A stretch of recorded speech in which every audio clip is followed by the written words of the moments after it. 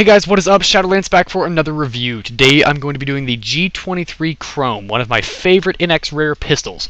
Let's hop straight into the stats. Damage of 35, portability of 90, rate of fire of 45, accuracy of 62, and recoil of 56. This gun is very unique because it is fully customizable in the Gun Emporium as a pistol and NX rare to boot.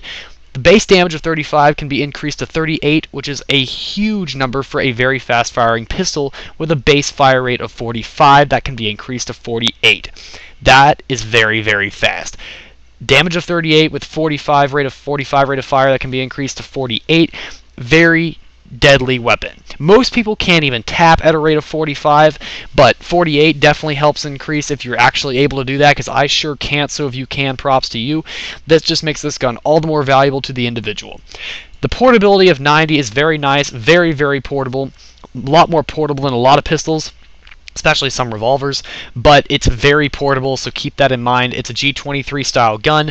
A lot of people tend to group the M19, the G23, the USP, and the P226 series, and a couple other individual guns into the same general category, just because they follow the idea of lower damage but higher rate of fire. And then you have guns like revolvers and Desert Eagles, which are kind of like the high damage, lower rate of fire, and that's just kind of their own forte. The ammo capacity is 15 of 30, which is very nice. You're getting a total of 45 shots.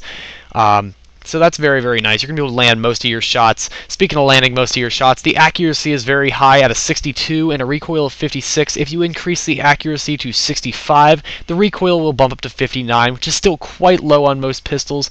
You usually see around a 60, which is average, and this is just a single point below the average, so that's pretty good. You're looking at a very low recoil gun with very fast spread recovery.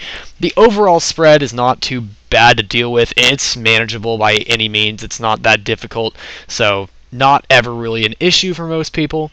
The accuracy of 62 is very, very high, especially when increased to 65. You can put magazine sights and suppressors on this. That means you can tap one-shots, you can aim one-click headshots across the map, or at least within the range of a pistol, so that's nice.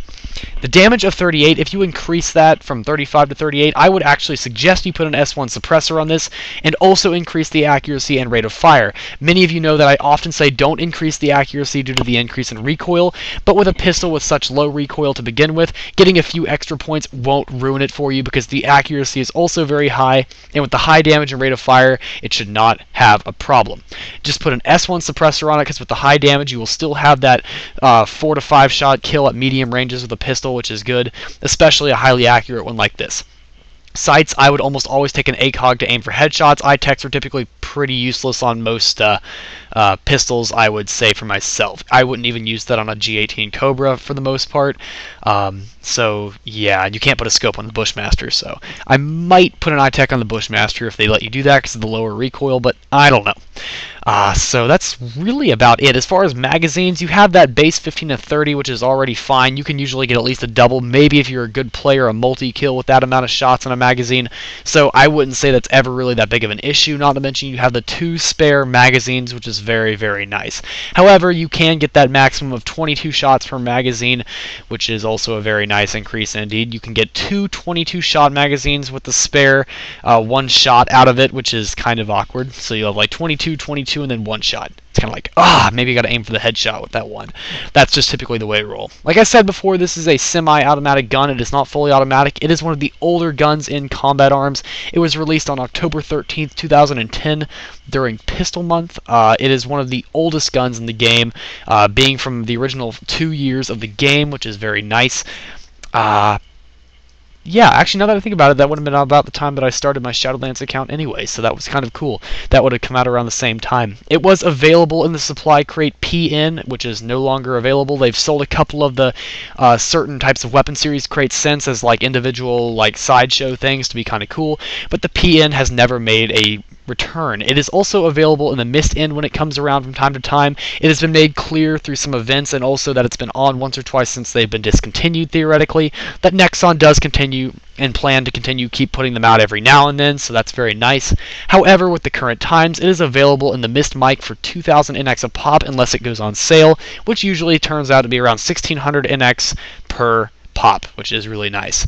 So There are other variants of this gun. There's the basic G23 and the G23 SE, which are available for GP.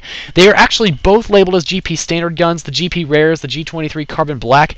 It is one of the only guns in the game to have 2 GP standard variants and a GP Rare. It has 3 GP variants, which is very, very, very strange. It also has the G18, which is also available as a burst mode gun, one of the very first burst mode guns, pistols in the game, available for GP no less. Nowadays we have the Cobra, Chrome, and Carbon Black, which are a little bit different, but the G18 series, the Cobra, Chrome, and Carbon Black are all cousin variants of this gun. It's forgeable into the variants anyway, are forgeable into the 32SW2 from the G23. The G23 SE can be the alien gun or the squirt gun. That's about all the time I have for a review today, guys. Thank you for watching this. Please rate, comment, subscribe. I highly appreciate all of that. And honestly, if you get your hands on this gun, I'm jealous. I love this gun, but no one seems to use it, so just last little kind of thing I wanted to put in there.